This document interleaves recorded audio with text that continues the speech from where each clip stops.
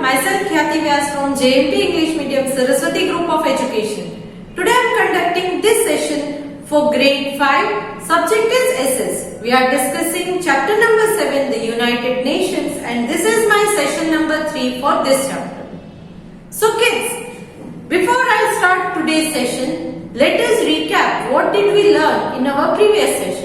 पिछले सेशन में हमने क्या सीखा था? इस चैप्टर को जब मैंने स्टार्ट किया तब फर्स्ट सेशन में मैंने आपको समझाया था कि यूनाइटेड नेशंस मतलब कि यूएन ये क्यों बना, कब बना, कौन कौन थे इसके मेंबर्स, इंडिया इसमें कब जुड़ा, ये सारी चीजें हमने डिस्कस की थी.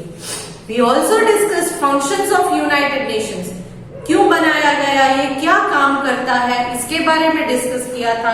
इसका जो सिंबल है यूनाइटेड नेशंस का ये भी हमने देखा था. देन लास्ट सेशन में we discuss the organs of the UN. 6 organs, 6 main bodies of the UN, इसके बारे में हमने डिस्कस किया था. First one the General Assembly, second one Security Council, third one the economic and social council, then the trusteeship council, then the international court of justice, then the secretariat. तो ये थे main bodies of the UN. In bodies के क्या function है इसके बारे में भी मैंने आपको एक्सप्लेन किया था. कितने टाइम पीरियड के लिए ये बॉडीज वर्क करती हैं, इनके मेंबर्स जो है वो कितने टाइम पीरियड के लिए होते हैं, इनकी मीट जो है वो किस इंटरवल पर होती है, ईयरली, वंस, ट्वाइस, तो ये इंटरवल कितना होता है, गैप कितना होता है, ये मैंने एक्सप्लेन किया था. Then we also discuss the 6 official languages which are accepted by the UN. UN वालों ने 6 ऑफिशियल लैंग्वेजेस को एक्सेप्ट किया है. वो है English, French, Russian, Spanish, Chinese and Arabic. तो ये सारी चीजें हमने ऑलरेडी डिस्कस कर ली है. Last session when I ended I told you that in next session we will discuss the specialised agencies of the UN.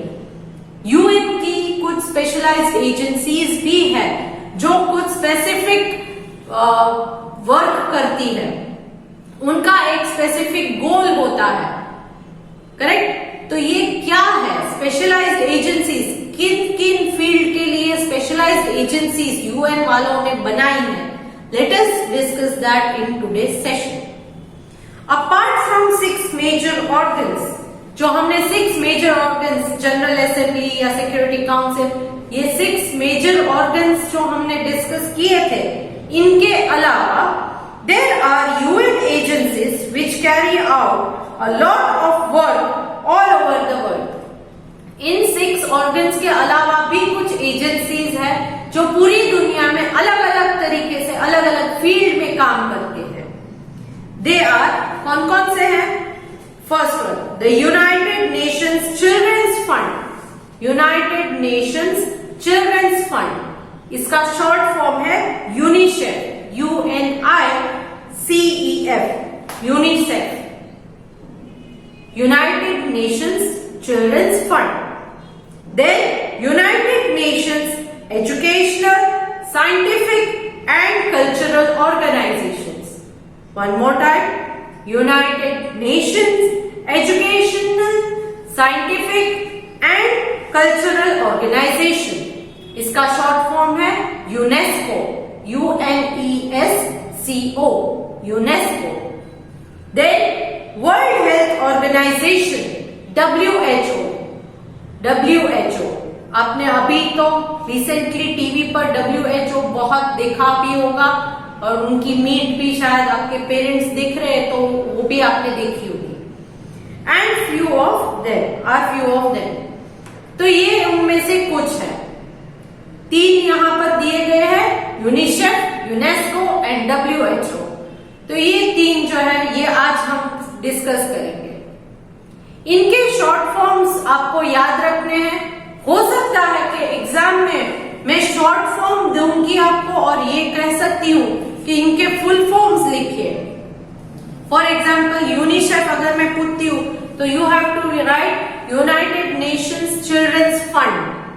If I ask what is the full form of UNESCO, then you have to write United Nations Educational, Scientific and Cultural Organization. And what is WHO? Then you have to write World Health Organization. तो इनमें से कोई भी हो सकता है, मैं exam में पूछ सकती हूँ. Okay, now let us take one by one these bodies. First one is UNICEF. इसका एक पर्टिकुलर फ्लैग है जो आपकी टेक्स्ट बुक में दिया गया है. नाउ हेडक्वार्टर्स, यूनिसेफ का हेडक्वार्टर कहां पर है? It is in New York.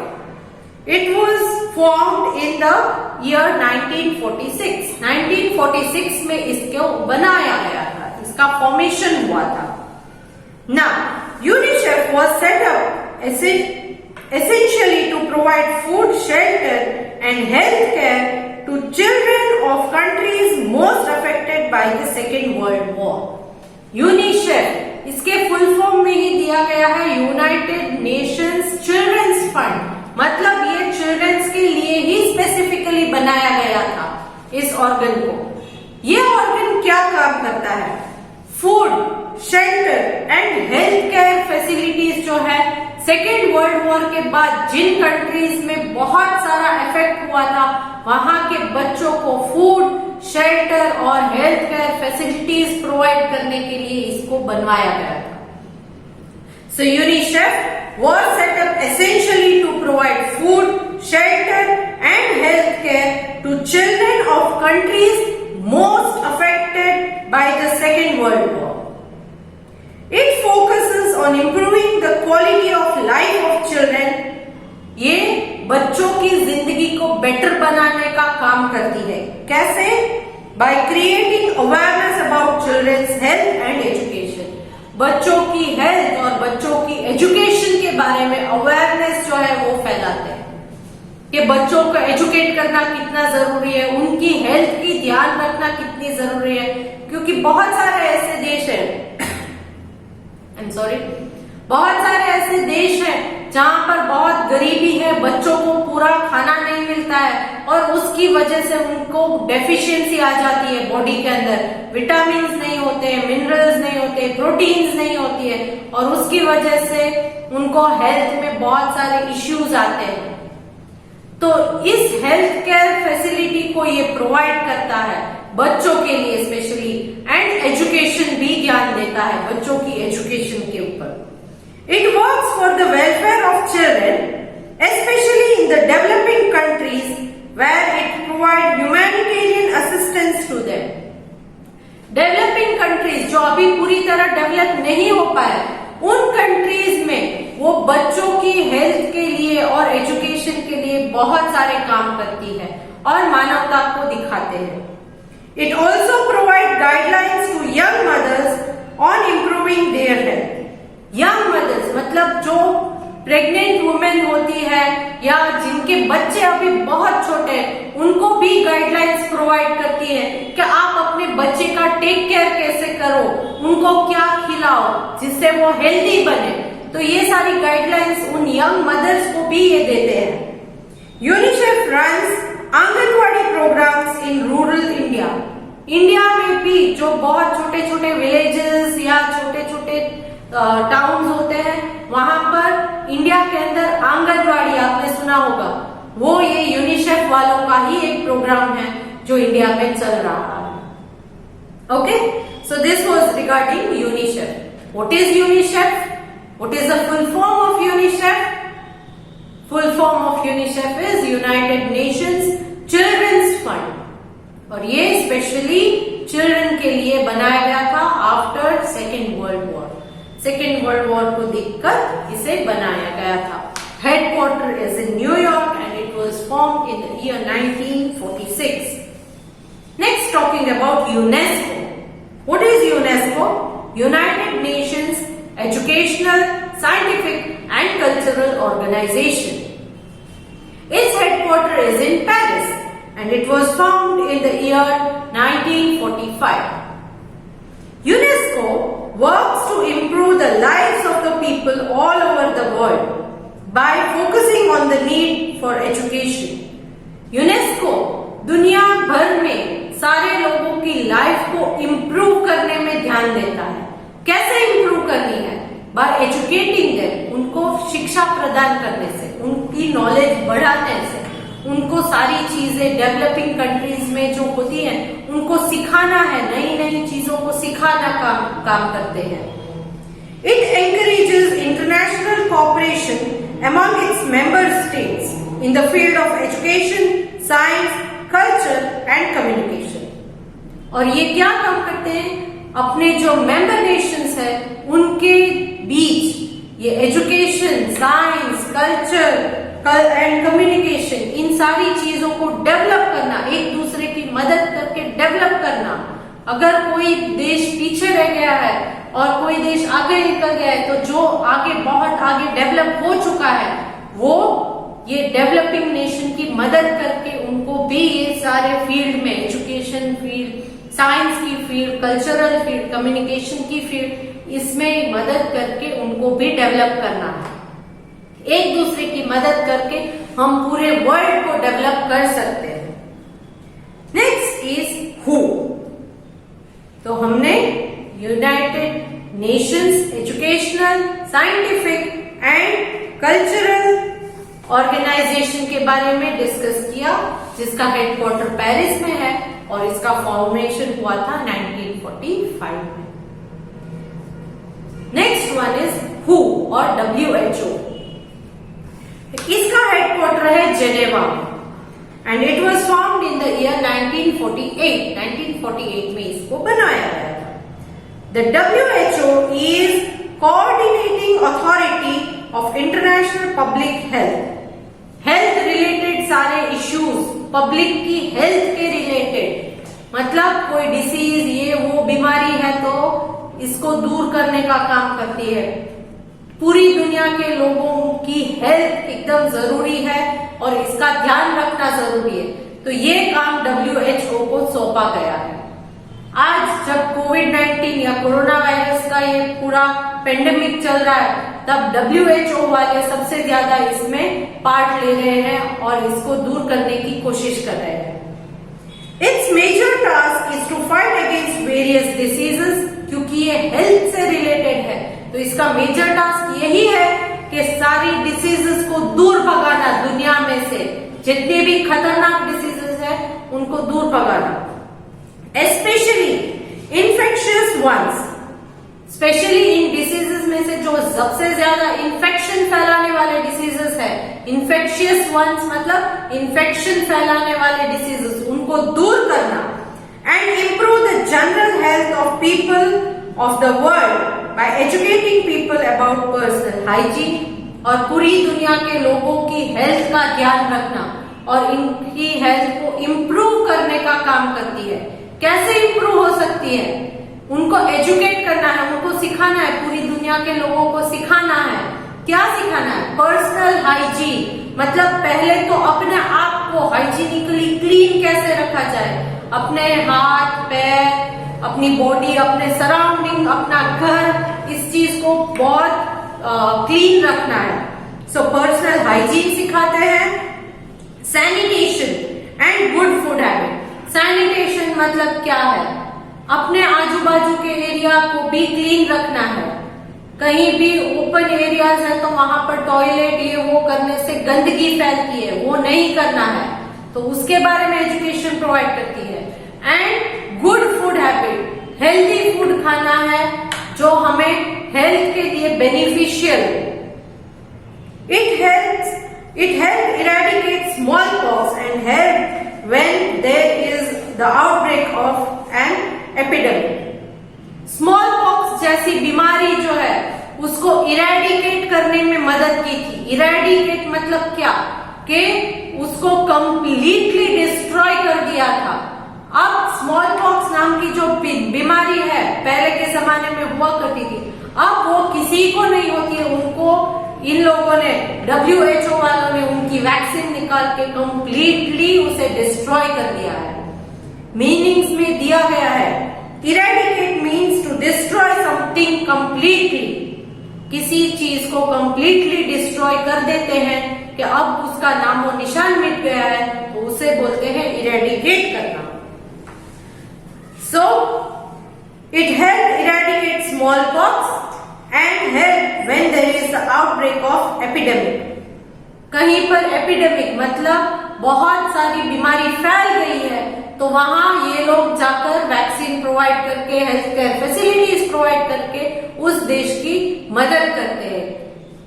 Then it has various health clinics in India and has actively campaign to eradicate polio, malaria and tuberculosis in developing countries. तो India में इसके WHO वालों के बहुत सारे क्लिनिक्स हैं और इन्होंने बहुत मदद की थी हमारी, जब हमारे देश में पोलियो, मलेरिया, ट्यूबरक्यूलोसिस यानी कि टीबी, इन जैसी बीमारियों को दूर करने में, इनको इरेडिकेट करने में बहुत सारी हमारी मदद की थी।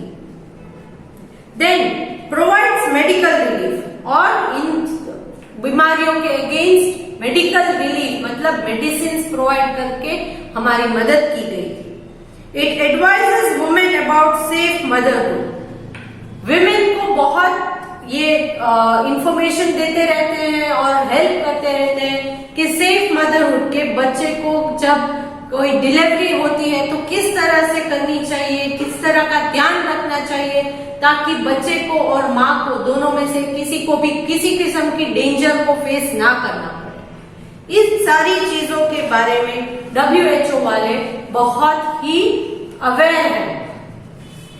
Then now talking about India and the UN। तो ये सारे थे UN के बारे में, UN के स्पेशल बॉडीज के बारे में, उनके स्पेशल एजेंसीज के बारे में। तो ये इन जनरल अब तक हम बात कर रहे थे कि यूनाइटेड नेशंस जो अपने पूरे मेंबर कंट्रीज के लिए क्या क्या करता है, इसके बारे में हमने डिस्कस किया। स्पेशलाइज्ड एजेंसीज जैसे कि यूनिसेफ है, यूनेस्को है, WHO है, इनका जो फंक्शन है इसके बारे में डिस्कस किया। Now India and the UN। India वालों का और UN का क्या रिश्ता है, ये हम देखते हैं। India was one of the countries to sign in UN charter. UN का जब चार्टर साइन किया गया था तब इंडिया भी एक कंट्री था जिन्होंने इस पर साइन किया था। It has accepted the ideas of the UN and in doing so has played the key role in promoting world peace and security। तब UN वालों के जो आइडियाज थे उनको हमने एक्सेप्ट किया था, उनको माना भी था एंड बहुत ही इंपॉर्टेंट रोल था इंडिया का हमारे वर्ल्ड पीस और सिक्योरिटी को स्थापित करने में। It has supported freedom movement and अंडरडेवलप्ड countries. Freedom movements और अंडरडेवलप्ड कंट्रीज को बहुत सपोर्ट किया है इंडिया ने। It had oppose racial discrimination in South Africa. South Africa में रैशियल डिस्क्रिमिनेशन था, जाति को लेकर मतभेद था, लड़ाई झगड़े होते थे। रैशियल डिस्क्रिमिनेशन स्किन कलर को लेकर या जाति को लेकर, कास्ट को लेकर, इन सारी चीजों को लेकर साउथ अफ्रीका में जो पहले डिस्प्यूट हुआ करते थे उनको सेटल करने में मदद की थी। It has been a part of the UN peacekeeping force in various countries. UN peacekeeping force जो अलग अलग कंट्रीज में बेस्ड है उसमें भी इंडिया ने मदद की है, जैसे कि पार्सलीन, साइप्रस एंड कॉन्गो। तो इन देशों में जो यूनाइटेड नेशन की पीस कीपिंग फोर्स है वहां पर भी इंडिया वालों ने मदद की। As part of UN aid missions, India has always sent medical missions wherever they were needed। India वालों ने यहाँ पर मेडिकली भी बहुत सारा सपोर्ट प्रोवाइड किया है। फॉर नाउ रिसेंटली अगर आप देखो तो कोरोना वायरस की जो वैक्सीन है वो भी इंडिया में बनी है और हम दूसरे देशों को भी मदद कर रहे हैं। कैसे? इन वैक्सीन को वहां पर भेजकर वहां के लोगों को बचाने के लिए, कोरोना वायरस से बचाने के लिए भी हम मदद कर रहे हैं। अपने देश में बनी हुई वैक्सीन पूरे वर्ल्ड में बहुत अलग अलग जगहों पर पहुंच रही है। The UN was established to prevent war and maintain peace। UN को एस्टैब्लिश क्यों किया गया था? लड़ाई झगड़ों को रोककर शांति को स्थापित करने के लिए।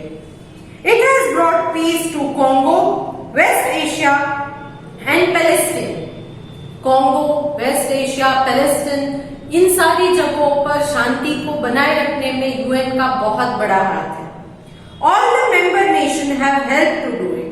और यूएन के जितने भी मेंबर नेशन हैं, इन सारे देशों ने मदद की है और हमारे वर्ल्ड पीस को स्थापित किया है। India has been an important part of the UN peacekeeping force. UN peacekeeping force का एक बहुत important part रहा है हमारा देश India, and has been active in maintaining global peace. और ग्लोबल पीस को मेंटेन करने में भी हमारा बहुत बड़ा योगदान रहा है इंडिया वालों का। So this was all regarding the United Nations. The United Nations. So here we come to the end of the discussion of this chapter. Next session we will discuss the exercise that is given in your textbook related to this chapter. But before that, as we do always, please read the chapter which I have explained, the part which I have explained through this video, so that your doubts are clarified. Okay? And when we discuss the textbook exercise, you will be always aware of the correct answers. Okay? Now, along with this video, I am sending a PDF, that is worksheet fill in the blanks based. Answers are given in the hint box. You just have to select the correct answer and write them in the blanks. So see you in the next session. Bye for now.